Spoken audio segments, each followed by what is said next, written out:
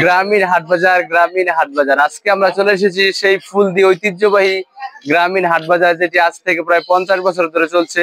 এখানে সেই ভোরবেলা থেকে কৃষকরা একদম ক্ষেত থেকে সবজি নিয়ে আসে এবং গোয়াল থেকে গরুর দুধ নিয়ে আসে এবং হাঁস মুরগি নিয়ে আসে বিক্রয় করার জন্য, আরো বিভিন্ন যে কাঁচা একদম টাটকা সবজি এবং সকল কিছু এখানে পাওয়া যায় অল্প মূল্যে। এবং আমরা জানবো কৃষক ভাইয়ের সাথে কথা বলে কেমন পরিস্থিতি আপনাদেরকে জানাবো।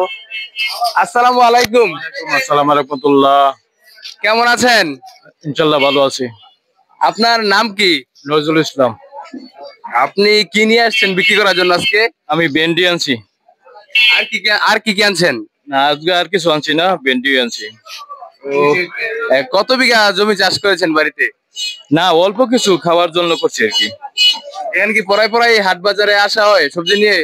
ডেলি আসি।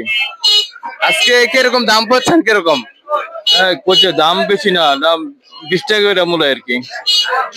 তাহলে আপনি বলতেছেন দাম একদম সস্তা বলা যায় কি, যেটা একদম বর্তমান বাজারে 20 টাকা কেজি ভেন্ডি বিক্রি হচ্ছে। কৃষক ভাইরা বলছে খুবই দাম কম পাচ্ছে তাদের।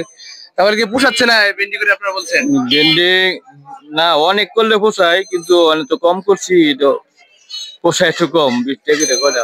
এই বাজারটি আজ থেকে কত বছর ধরে চলে আসছে? এই বাজার তো অনেক বছর ধরে। আনুমানিক কত বছর হতে পারে? এটা আমার জানা নাই, কিন্তু আমরা ওই সুখ দেখতেছি এরকম বাজার চলতেছে।